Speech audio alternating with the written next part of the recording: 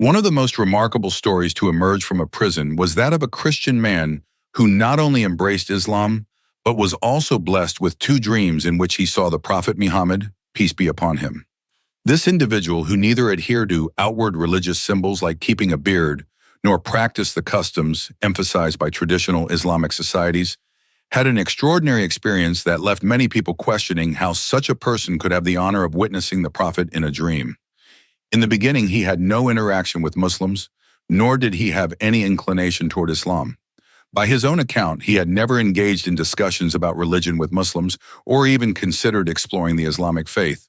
His transformation did not come through the usual paths. There were no lengthy theological debates, no prior admiration for Muslim culture, and no family influence. In fact, his journey began completely isolated from the faith he would eventually adopt. So how did this man, with no visible signs of religious devotion, come to experience what many devout believers long for? Was he truthful in his claim, or was it a fabrication meant to draw attention? What compelled him, a non-Muslim, with no prior exposure to Islamic teachings, to declare his faith so sincerely and with such conviction? These questions swirl around his story, adding an air of mystery and intrigue. As his account unfolds, it becomes clear that this journey was far from ordinary. It is a tale of divine guidance, introspection, and a gradual unveiling of spiritual truths. By the end, we are left to ponder. What really happened behind the walls of that prison? And how did a man who seemed so far removed from Islam ultimately find himself proclaiming its message and recounting his extraordinary dream encounter? This young man was only 20 years old when he committed a robbery that would alter the course of his life. He wasn't a desperate criminal from poverty. On the contrary, he came from a well-off, privileged family. Yet, influenced by his friends, he found himself drawn to the thrill of criminal acts. One fateful day, he and his companions carried out a daring bank robbery. They weren't subtle, and before they could escape, they were caught in the act. It didn't take long for the courts to sentence him to 10 years in prison. Despite his father's efforts to secure his release, the judge's decision was firm. As he began his sentence, he felt bitterness and anger brewing inside him. His early days behind bars were marked by aggression and defiance. He lashed out at the prison staff, quarreled with fellow inmates, and even got into physical altercations. The authorities had no choice but to isolate him, placing him in a separate, restricted part of the prison to keep him from harming others. It was here, away from everyone else, that he was forced to sit alone with his thoughts. At first, he resisted the isolation, letting his rage simmer. But over time, the quiet solitude began to weigh on him. He couldn't rely on the distractions of friends or the comfort of family. All he had were the four walls around him and the endless hours of his sentence stretching before him. The anger that once defined him started to give way to something else, a growing sense of unease and a nagging curiosity that would ultimately lead him down an unexpected path.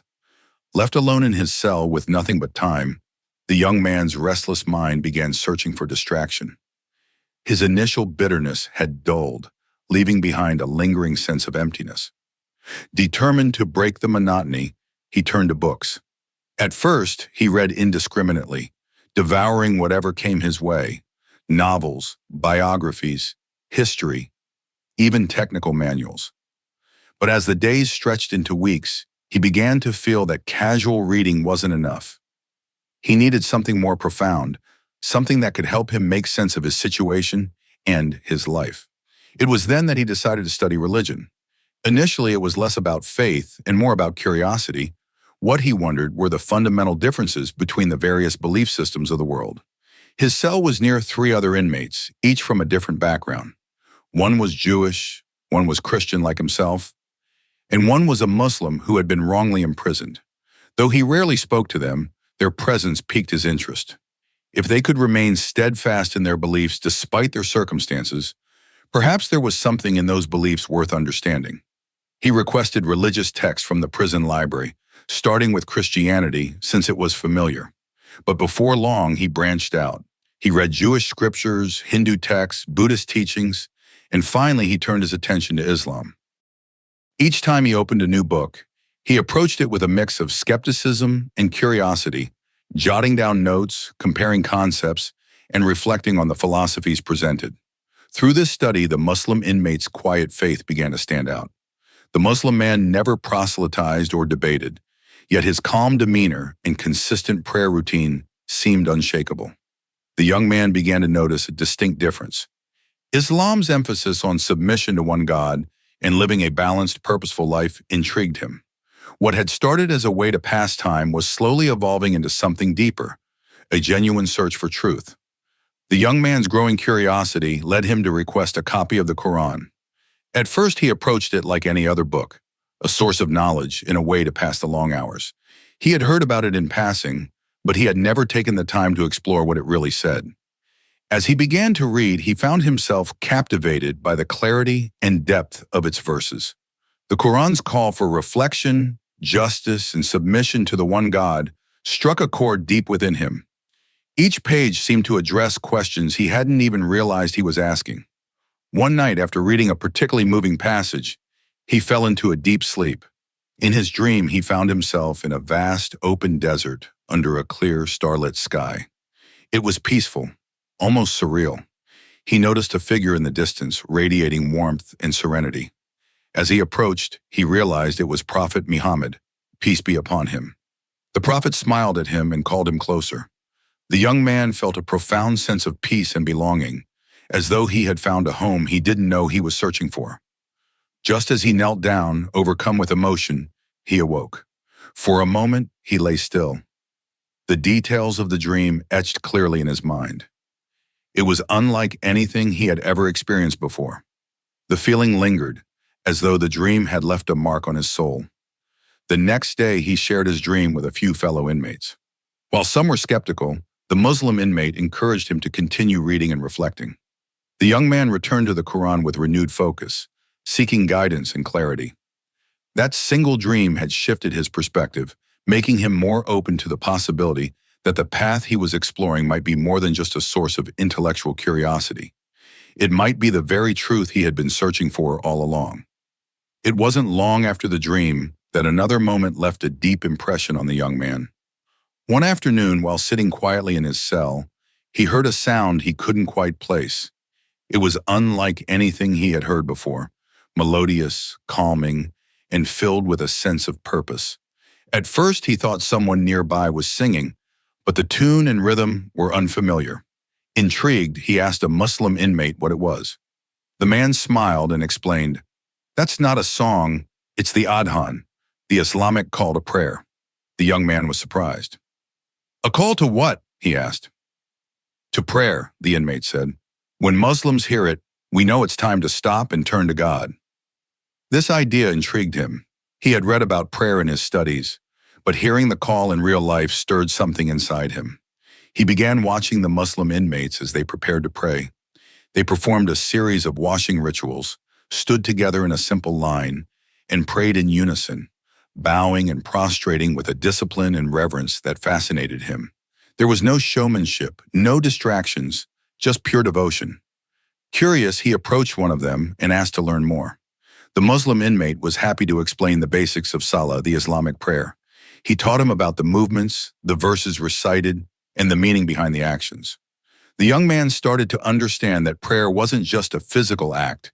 It was a moment of connection with the Creator, a chance to seek guidance and forgiveness. Although he didn't join them right away, the young man began to think differently about worship. What had once seemed like an alien concept now felt like a path toward clarity and peace. The call to prayer was no longer just a sound. It was an invitation, one he was becoming more and more drawn to answer. Over time, the young man's growing understanding of Islam turned into an unshakable conviction. What had started as curiosity had transformed into a deep sense of peace and purpose. Eventually, he made a decision that would change his life forever. He embraced Islam. It wasn't a decision he took lightly. He had spent months reading the Quran, observing the Muslim inmates, and reflecting on his dream. Each step led him closer to the realization that Islam provided the clarity and truth he had been searching for. For the first time, he felt truly at peace with himself in the direction his life was taking. However, the news didn't go over well with his family. When his father came to visit him in prison, the young man shared the decision. The reaction was swift and severe. His father was furious, threatening him with disownment if he didn't abandon his new faith. "You'll lose everything," his father warned. "Your family, your inheritance, even your name. None of it will be left for you." Despite the threats, the young man stood firm. The more his father tried to sway him, the more resolved he became. "I've found a peace I never knew was possible," he told his father. "No amount of wealth or approval can take that away from me." His words were calm, but his heart was steady. The approval of his family could never replace the contentment he had discovered in his faith. As days turned into weeks, his father's warnings became reality. His family distanced themselves from him, cutting off financial support and communication. But instead of feeling defeated, he found strength in his newfound Muslim community. The faith that had sustained him through isolation and uncertainty now guided him through this new trial. He was ready to face whatever came his way, certain that he had made the right choice. The young man's new faith quickly tested his resolve. His father, in one final attempt to win him back, offered a staggering amount of money. "If you renounce Islam," his father said, "you will inherit $6 million. If you don't, that money will be given to your siblings, and you'll get nothing." It was a decision that would leave most people torn, but for the young man, the choice was clear. He had discovered something priceless. Islam had given him a sense of purpose, peace, and direction that money could never buy. While he appreciated the life he had been given and the comforts his family's wealth had provided, he couldn't imagine turning away from the faith that had transformed his heart. "No amount of money," he told his father, "can match the contentment I have found in my relationship with Allah." As he stood firm, the financial inheritance he once assumed would be his slipped away. He watched his siblings benefit from the fortune he had forfeited, but he felt no regret. The spiritual wealth he had gained far outweighed any material comfort he might have had. His decision not only strengthened his faith, but also inspired others in the Muslim community. They saw someone who had walked away from worldly riches for the sake of his beliefs, and they were reminded of their own commitments to God. With his father's final offer behind him, the young man embraced a simpler, more grounded life. He continued to learn and grow in his faith, drawing closer to the teachings of Islam and finding joy in his daily prayers and the Quran's guidance. Despite losing his inheritance, he felt richer than ever, because he had stayed true to the values that mattered most to him. After serving his full sentence, the man was finally released from prison. He walked out of those gates alone, with no one waiting to welcome him. His family had cut ties with him long ago, and even his friends from before his imprisonment were nowhere to be seen. It was a bittersweet moment. He had earned his freedom, yet he felt like a stranger stepping into an unfamiliar world. That first night outside, he found a modest room to stay in and spent the evening reflecting on his journey. Before falling asleep, he prayed for guidance, seeking clarity about what lay ahead. As he drifted into slumber, he experienced another extraordinary dream. In this vision, he found himself back in the desert setting of his first dream. The air was warm, the horizon stretched endlessly, and the sand beneath his feet felt reassuringly familiar. Seated a short distance away was none other than the Prophet Muhammad, peace be upon him, accompanied by four noble figures. The man recognized them immediately as the first four caliphs of Islam, Abu Bakr, Umar, Uthman, and Ali. May Allah be pleased with them all. The Prophet spoke gently, telling him that these men loved him. The man, overwhelmed, asked, "Why would such great companions love me, an ordinary person?" The response was not words, but a profound sense of acceptance and encouragement that filled his heart. When he woke, he felt a renewed sense of purpose. He shared his dream with a local imam who listened intently. The imam reassured him that such visions were a blessing, a sign of Allah's mercy and guidance. The man took the dream as a divine reminder to remain steadfast, to move forward with gratitude and determination.